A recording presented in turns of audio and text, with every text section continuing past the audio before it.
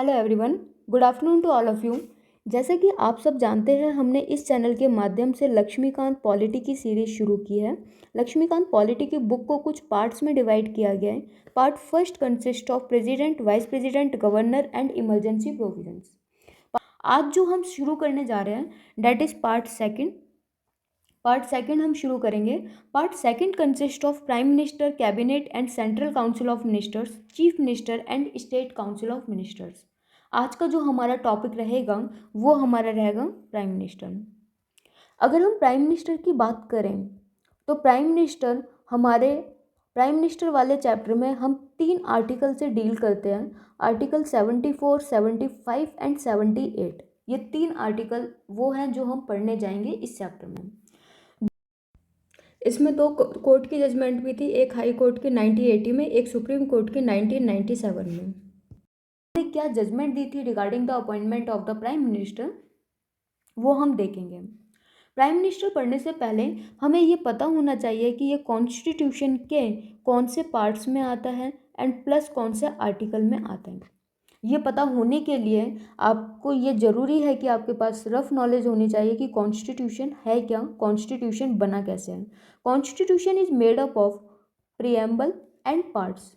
What is preamble? Preamble is the introduction की अंदर है क्या चीज़, उसका एक इंट्रोडक्टरी पार्ट हम बोल सकते हैं, उसको हमने प्रियम्बल कहा। पार्ट्स में हमने कॉन्स्टिट्यूशन को कुछ पार्ट्स में डिवाइड किया जिसमें आर्टिकल्स वगैरह ये सारी चीज़ें आई। पार्ट्स में हमारे पास इनिशियली जब कॉन्स्टिट्यूशन बना था उस टाइम पे 22 पार्ट्स थे, जो कि बढ़ के 25 पार्ट्स हो चुके हैं एज ऑफ 2021 डाटा। पार्ट्स में हम बात करें तो देयर आर, अभी हम इनिशियल देखते हैं, part first, second, third, fourth, fifth and sixth. Part first consist of union and it's territory. Part second citizenship. Third fundamental rights. Fourth DPSP. DPSP is directive principle of state policy. Fifth हमारे पास आ जाएगा union and sixth state. Okay, part fifth of the constitution जिसको हमने union कहा, union को दोबारा से कुछ सब पार्ट्स में बांटा गया है जिसमें हमारे पास आता है यूनियन एग्जीक्यूटिव,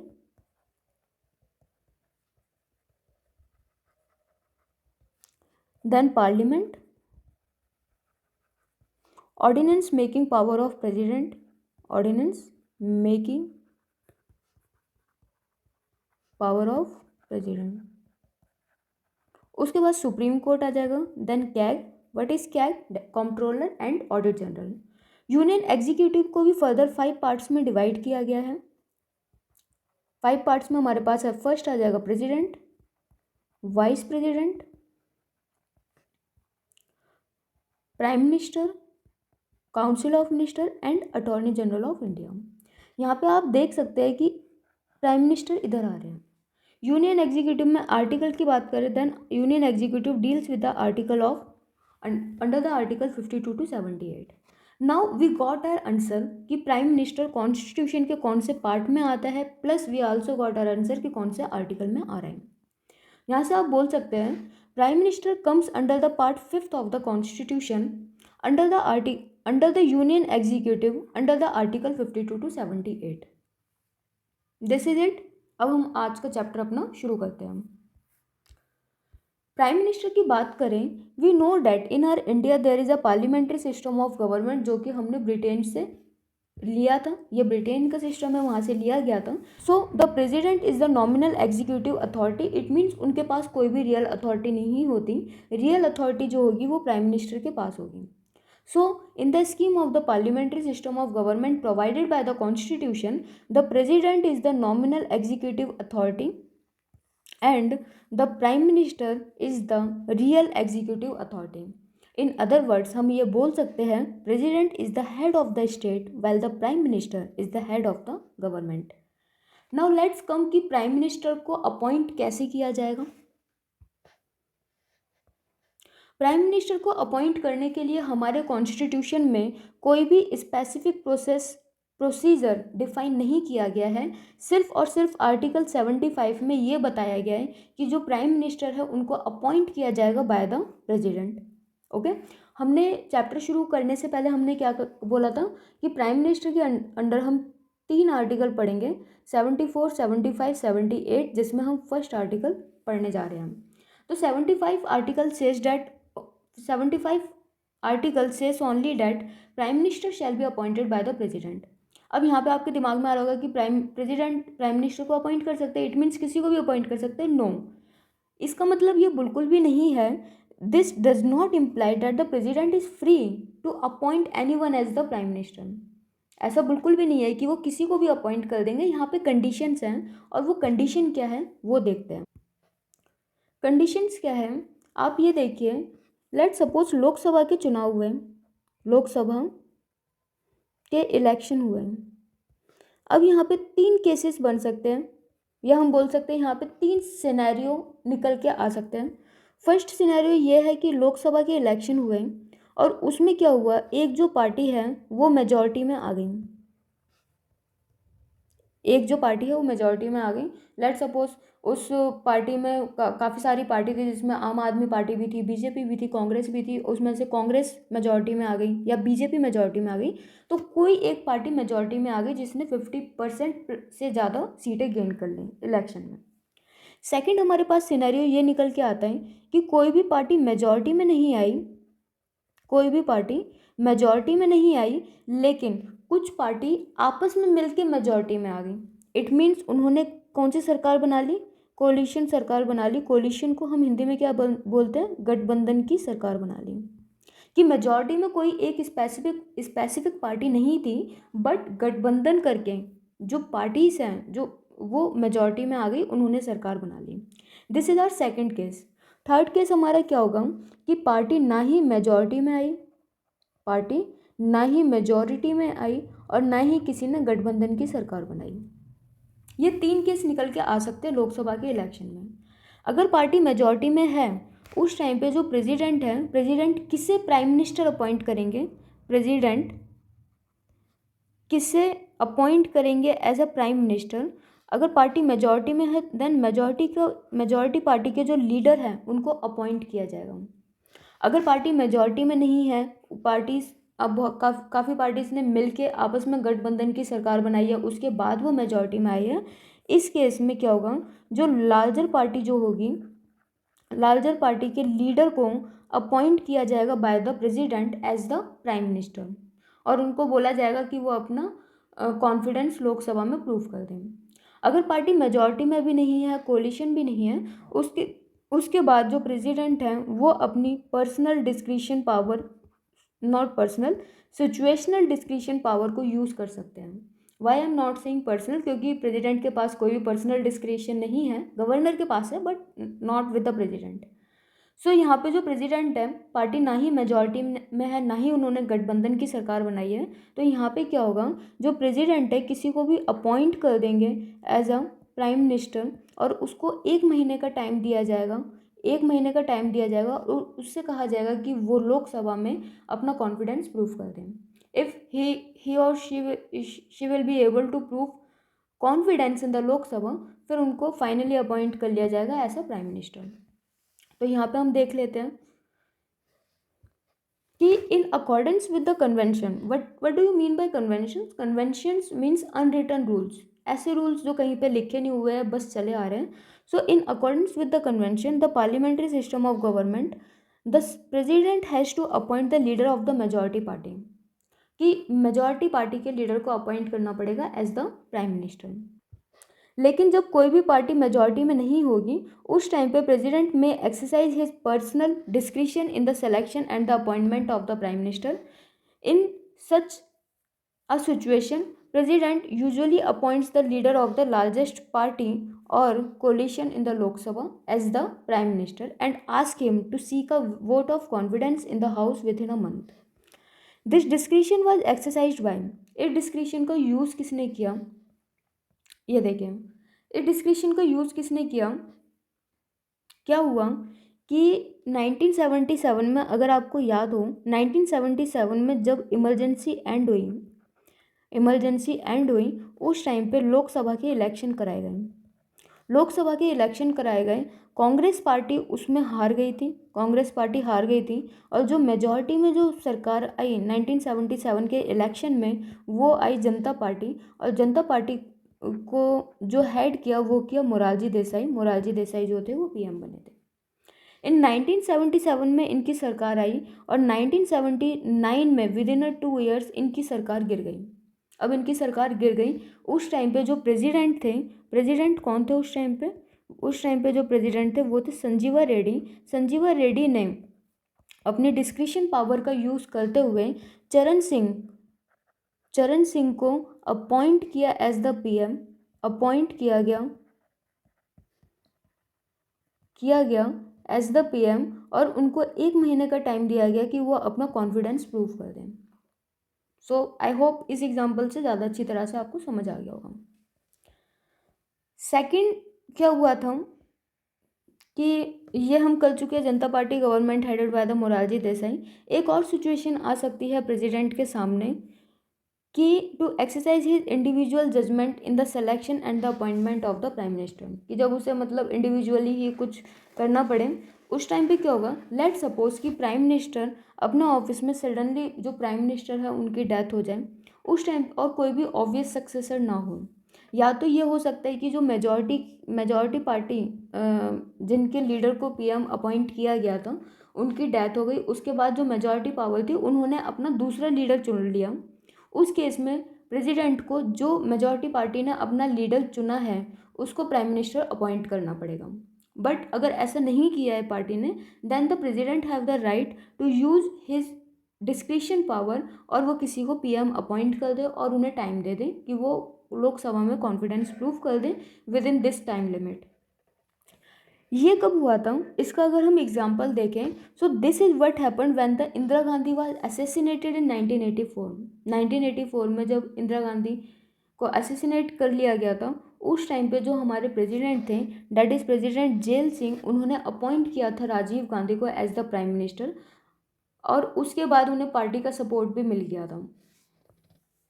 इन 1980 में हाई कोर्ट ने कहा क्या, 1980 में दिल्ली हाई कोर्ट की जजमेंट आई और उन्होंने ये कहा, कॉन्स्टिट्यूशन डज नॉट रिक्वायर, कि कॉन्स्टिट्यूशन ये नहीं बोलता कि कोई भी पर्सन प्राइम मिनिस्टर बनने से पहले ही अपनी मेजॉरिटी प्रूव करें।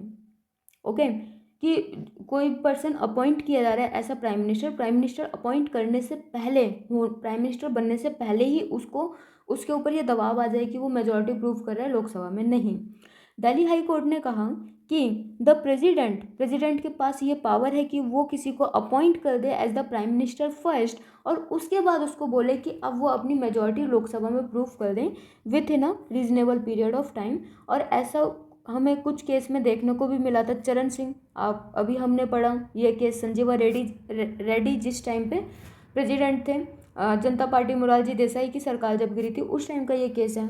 उसके बाद वीपी सिंह को भी पहले इन्हें प्राइम मिनिस्टर अपॉइंट कर लिया गया था बाय द प्रेसिडेंट, और उसके बाद इन्हें टाइम दिया गया था कि अब ये लोकसभा में अपना कॉन्फिडेंस या अपना जो मेजॉरिटी है उसको प्रूव कर दें।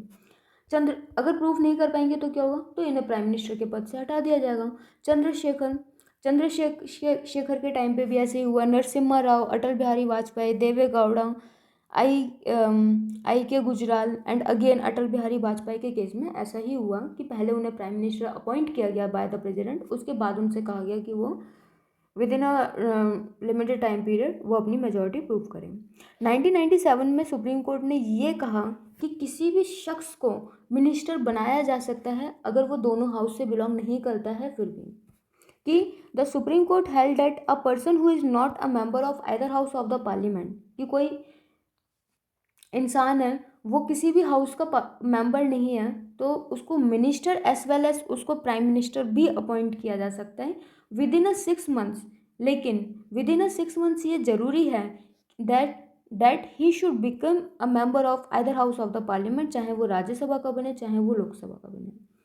दोबारा से इसको देखते हैं। सी, अगर कोई पर्सन है वो ना ही मेंबर है लोकसभा का ना ही वो राज्यसभा का मेंबर है, उसको फिर भी अपॉइंट किया जा सकता है by the president as a PM. Prime minister के तौर पे उसको अपॉइंट किया जाता है, लेकिन उसके पास 6 महीने का टाइम पीरियड होगा कि 6 महीने के टाइम पीरियड के अंदर अंदर वो या तो लोकसभा का मेंबर बने या वो राज्यसभा का मेंबर बने।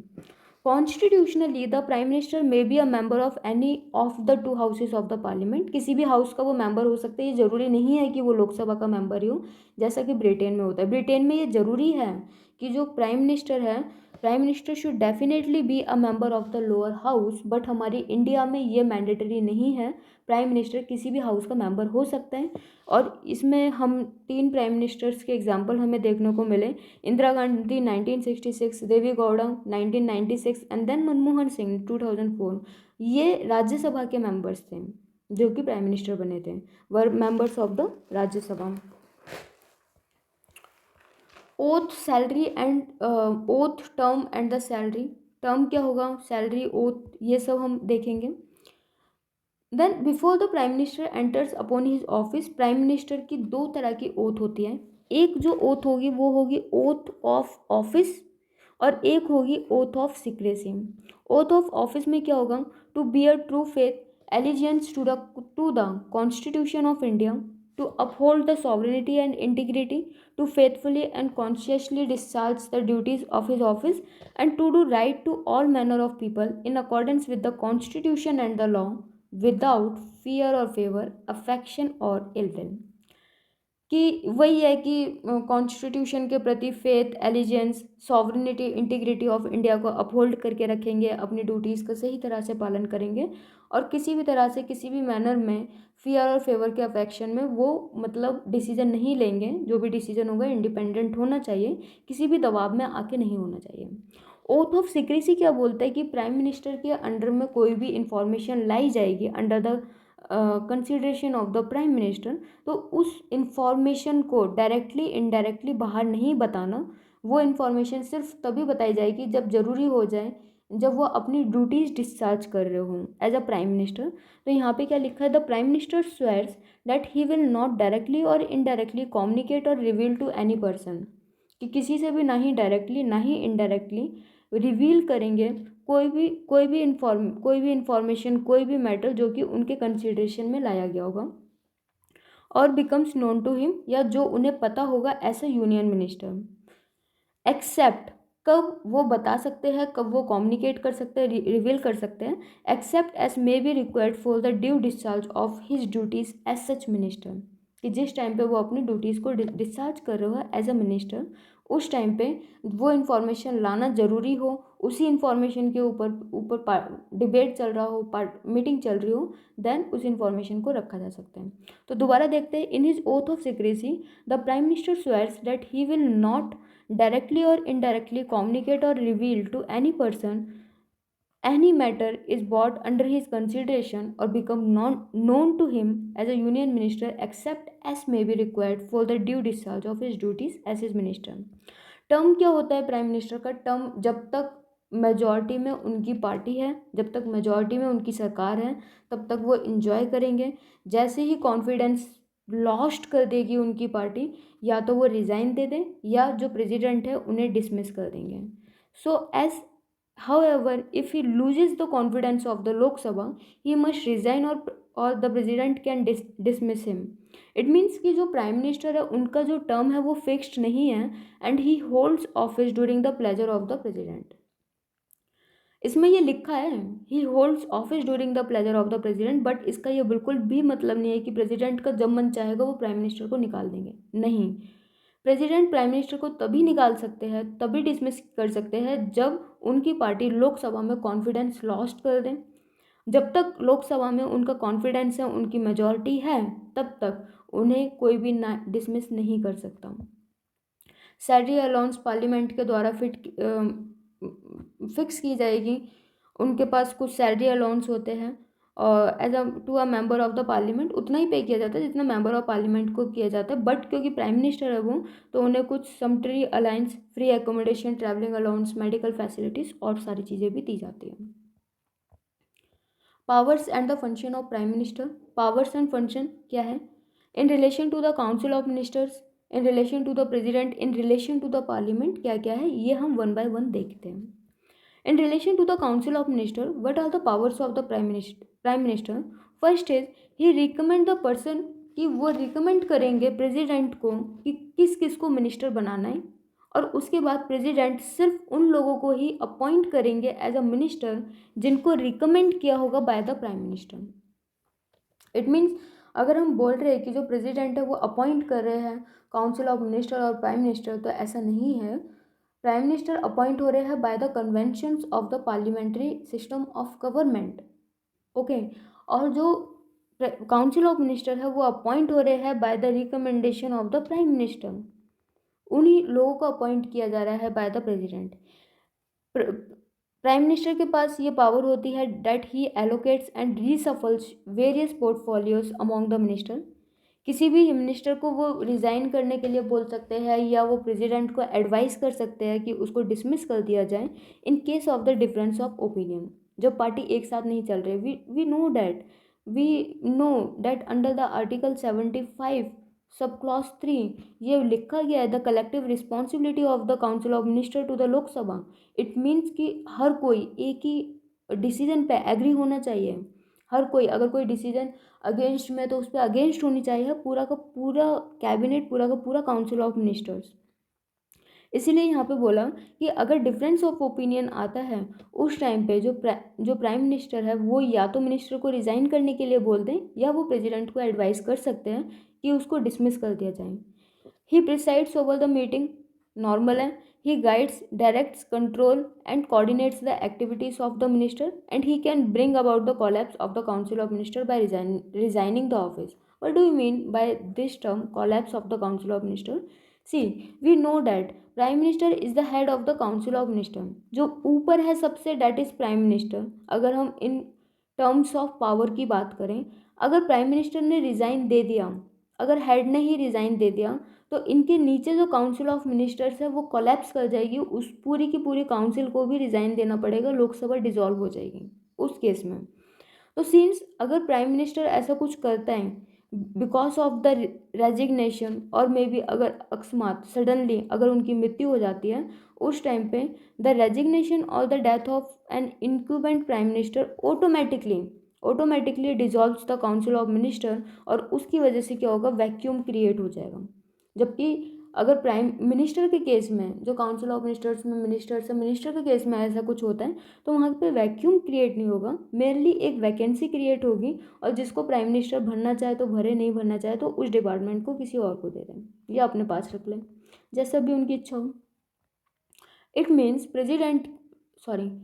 मीन्स प्राइम मिनिस्टर के रिज़ाइन देने की वजह से या प्राइम मिनिस्टर किसी वजह से अपने ऑफिस को छोड़ देते हैं, उसी टाइम पे जो उनके नीचे काउंसिल ऑफ मिनिस्टर्स हैं वो कोलैप्स कर जाएंगे एंड लोकसभा डिसॉल्व हो जाएगी, कुछ नहीं बचेगा, वैक्यूम क्रिएट हो जाएगा। इन केस ऑफ द मिनिस्टर ऐसा नहीं है, कोई मिनिस्टर रिज़ाइन देता है, अकस्मात मृत्यु हो जाती है, किसी दूसरी पार्टी में जाके मिल जाते हैं, उस केस में मेनली एक वैकेंसी क्रिएट होगी, वैकेंसी क्रिएट हो जाएगी। उस वैकेंसी को अगर प्राइम मिनिस्टर भरना चाहे तो भर सकते हैं, अदरवाइज उनका मन करे तो उनके मन पर पूरा का पूरा डिपेंड करता है। In relation to the president के रिलेशन में उनकी क्या है, तो प्रेसिडेंट के रिलेशन में कुछ ड्यूटीज़ हैं जो कि प्राइम मिनिस्टर की आती है प्रेसिडेंट को लेके, उसमें आ जाएगा। सबसे पहले हम ये देखते हैं, he is the principal channel. जो प्राइम मिनिस्टर है वो प्रिंसिपल चैनल है कम्युनिकेशन का between the president and council of minister. Prime minister is the channel of communication, principal channel of communication. Duties क्या है प्राइम मिनिस्टर की president को लेके, कि प्रेसिडेंट को सारे के सारे डिसीजंस के बारे में बताया जाए जो कि रिलेटेड है to the council of ministers, to the administrations of the affairs of union and proposal of legislation से वो इंफॉर्मेशन दी जाए जिसे प्रेसिडेंट चाहते हैं to furnish such information relating to the administration of the affairs of the union and proposal of legislation. अगर president ने कहा है कि उन्हें बताई जाए, अगर प्रेसिडेंट ये चाहते हैं कि कंसिडरेशन हो काउंसिल ऑफ मिनिस्टर्स का किसी मैटर के ऊपर जो डिसीजन किसी एक सिंगल मिनिस्टर के द्वारा लिया गया है और उसको कंसिडर नहीं किया गया है काउंसिल में, तो प्रेसिडेंट क्या कर सकते हैं, to submit for the consideration of the council of ministers any matter on which a decision has to be taken by a minister but which has not considered by the council. Second आ जाएगा, जो prime minister है वो advice देते हैं president को regarding the appointment of the important officials, जिसमें हमारे पास attorney general of India, CAG, chairman and members of the UPSC, chairman members of the finance commission, ये सब आ जाएंगे। और हमें पता है कि अगर प्राइम मिनिस्टर एडवाइस दे रहे हैं then this aid and advice is mandatory, is obligatory on the president. Originally ये जो एडवाइस थी प्रेसिडेंट के ऊपर ऑब्लिगेटरी नहीं थी, बट जब 42 अमेंडमेंट एक्ट आया 1976 में, तो उसने बदलाव किए आर्टिकल 74 में, और उसमें उस बदलाव में प्रेसिडेंट के ऊपर जो एडवाइस है काउंसिल ऑफ मिनिस्टर्स की, प्राइम मिनिस्टर की, उसको मैंडेटरी कर दिया गया, उसको ऑब्लिगेटरी कर दिया गया। In relation to the parliament, parliament के रिगार्डिंग क्या रिलेशन है? He advise the president, president को एडवाइस कर सकते हैं for the summoning and proroging of the section of the parliament. Summoning मतलब शुरू करवाना, प्रोरोगिंग मतलब एंड होना।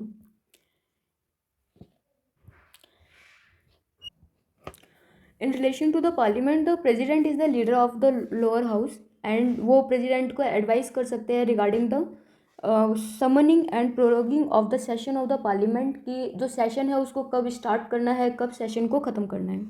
ही can recommend dissolutions of the Lok Sabha to the president at any time, किसी भी टाइम पे वो रिकमेंड कर सकते हैं कि लोकसभा को डिजोल्व कर दिया जाए। And he announces the government policies on the floor of the house. In addition to the above powers and the powers and function related to the Council of Ministers, President and Parliament, इनको हटा के कुछ और भी functions and powers होती हैं हमारे prime minister के पास। In additions there are 3 major roles, the prime minister has various other roles. He is the chairman of the NITI Aayog and the national integration council, inter state council, state के बीच में कोई मामला है, national water resources council and some other bodies. He plays a significant role in shaping the foreign policies, foreign policy के regarding जितनी भी चीज़ें हैं।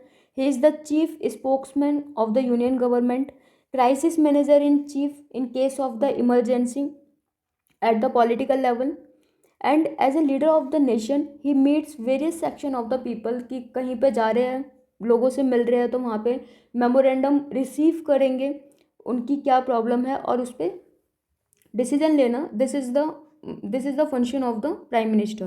He is the leader of the party, जो भी पार्टी पावर में है, मेजॉरिटी में है, उसके लीडर होते हैं। And he is the political head of the service. The prime minister plays a very significant role and in crucial role in the politico administrative system of the country. Doctor Ambedkar ने जो हमारी India के prime minister हैं उनको compare किया है, उन्होंने कहा है कि अगर हम अमेरिका से कहीं पे सेम अमेरिका के जो प्रेसिडेंट की पावर है उसको कंपेयर कर सकते हैं अपनी इंडिया के पार्लियामेंट्री सिस्टम ऑफ गवर्नेंस से, तो वो प्राइम मिनिस्टर होगा हमारा। If any functionary under our constitution is to be compared with the US president, then he is the prime minister and not the president of the union, because in the parliamentary system of government the president is only the nominal head while the prime minister is the real executive head। और America में presidential government है, वहाँ पे real executive head कौन है? President. Role description prime minister के बारे में in the parliamentary system of government काफ़ी सारे लोगों ने काफ़ी सारे वर्ड्स से प्राइम मिनिस्टर को डिनोट किया है। लॉर्ड मॉडले ने जो प्राइम मिनिस्टर को डिस्क्राइब किया, that is primus inter pares, it means first among the equals and keystone of the cabinet arch. Herbert Morrison ने जो कहा है that is primus inter pares, या उसको और भी ज़्यादा, too modest and appreciation of the prime minister's position. Sir William inter stellas luna minores, that means a moon among lesser stars. Greaves ने master of the government, that is prime minister. Then relationship with the president, president के साथ क्या relationship है? We know that in the prime minister we have to read the 3 articles, article 74, 75 and 78। Now we are going to study article 1 by 1। Article 74 क्या बोलते हैं? There shall be a council of minister कि council of minister होगी, उस council of minister के ऊपर जो head होंगे वो प्राइम मिनिस्टर होंगे। ये एड एंड एडवाइस देंगे, aid and advice to the president, president को एड एंड एडवाइस दी जाएगी और इसी एड एंड एडवाइस के बेसिस पे जो प्रेसिडेंट है वो अपनी पावर का यूज़ कर सकते हैं। अगर पावर का यूज़ एड एंड एडवाइस के अकॉर्डिंग नहीं किया गया then it should be consider as the unconstitutional. जो ये एड एंड एडवाइस होगी they are obligatory on the president. और ये ऑब्लिगेशन कहाँ से आई थी 74th constitutional amendment act of 1976 से ये ऑब्लिगेशन प्रेसिडेंट के ऊपर लगाई गई थी कि उन्हें अगर कोई भी फंक्शन करना है then he should function his powers under the aid and advice of the council of minister headed by the prime minister. ये हमारा आर्टिकल 74 के अंदर आता है। So there shall be a council of ministers with the prime minister at the head to aid and advise the president who shall in the exercise of his function act in accordance with such advice. The president may require the council of ministers कि president के पास obligation है कि उसे follow करनी है, but एक बार उस जो भी उसे उन्हें एड और एडवाइस दी जा रही है उसको वो रिकन्सिडर करने के लिए बोल सकते हैं कि इस एड एंड एडवाइस को रिकन्सिडर किया जाए। और ये रिकन्सिडरेशन का जो फैक्टर है ये हमारा आया था 76 कॉन्स्टिट्यूशनल अमेंडमेंट एक्ट ऑफ 1978 में इस रिकन्सिडर वाले फैक्टर को ऐड किया गया था। देन आर्टिकल 75 में हमारे पास 3 सब क्लॉज हैं। फर्स्ट सब क्लॉज ये बोलता है the prime minister shall be appointed by the president and the others minister, कि जो प्राइम मिनिस्टर है उनको प्रेसिडेंट अपॉइंट करेंगे और जो अदर मिनिस्टर्स हैं काउंसिल ऑफ मिनिस्टर्स के उनको प्राइम मिनिस्टर अपॉइंट करेंगे by the recommendation of the prime minister. So यहाँ पे लिखा है the other minister shall be appointed by the president on the advice of the prime minister. Under the article 75 sub clause B ये mention है the minister shall hold office during the pleasure of the president. And the third जो कि parliamentary system of government का सबसे important part है the council of minister, ये collective responsibility reflect करते हैं। तो यहाँ पे ये मेंशन है the council of minister shall be collectively responsible to the house of the people.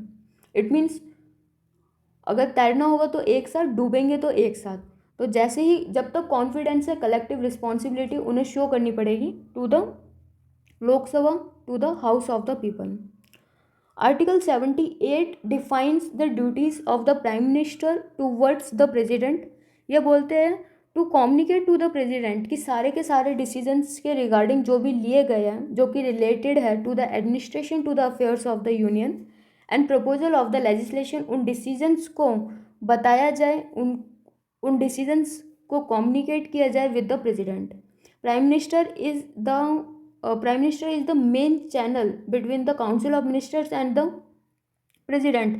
तो जो भी डिसीजन हो रहा है लिया जा रहा है between the council of ministers, उन डिसीजंस का प्रेसिडेंट को पता होना ज़रूरी है।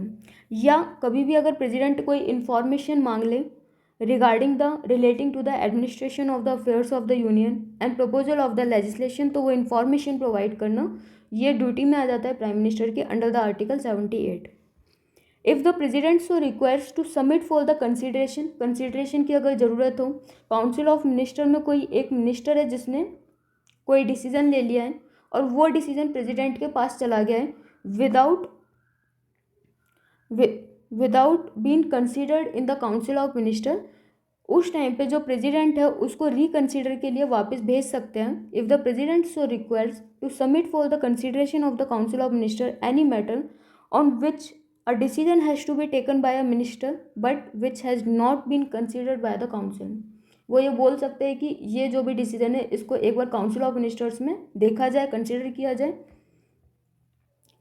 देन चीफ मिनिस्टर जो प्राइम मिनिस्टर बने 6 लोग हैं जो कि पहले चीफ मिनिस्टर रहे बाद में प्राइम मिनिस्टर रहे, जिस मोरारजी देसाई 1977 में इनकी पार्टी आई थी। उस टाइम पे ये फर्स्ट ऐसे नॉन कांग्रेस के लीडर थे जो प्राइम मिनिस्टर बने थे, मोरारजी देसाई। उसके बाद चरण सिंह आए थे, मोरारजी देसाई की गवर्नमेंट गिरी 1979 में, उसके बाद Charan Singh, then VP Singh, PV Narasimha Rao, Deve Gowda. Narendra Modi भी चीफ मिनिस्टर रहे हैं गुजरात के, उसके बाद प्राइम मिनिस्टर बने। चीफ मिनिस्टर जो first non Congress prime minister बने दैट इज मोरारजी देसाई, और जो फर्स्ट प्राइम मिनिस्टर जो बने जो साउथ से आए थे that is Narasimha Rao. Narendra Modi was the chief minister of Gujarat when he became the prime minister in May 2014. He served as the chief minister of Gujarat for 4 times during the 2001 to 2014. ये सारे articles हम पढ़ चुके हैं।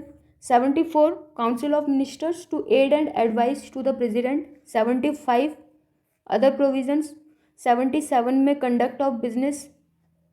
78 में ड्यूटीज़ डिफाइन की गई हैं। एंड 88 में हमारे पास आ जाएगा rights of minister as respect to the houses. इसमें से कौन कौन से आर्टिकल हो चुके हैं? 74 we already studied, 75 and 78. So this is it.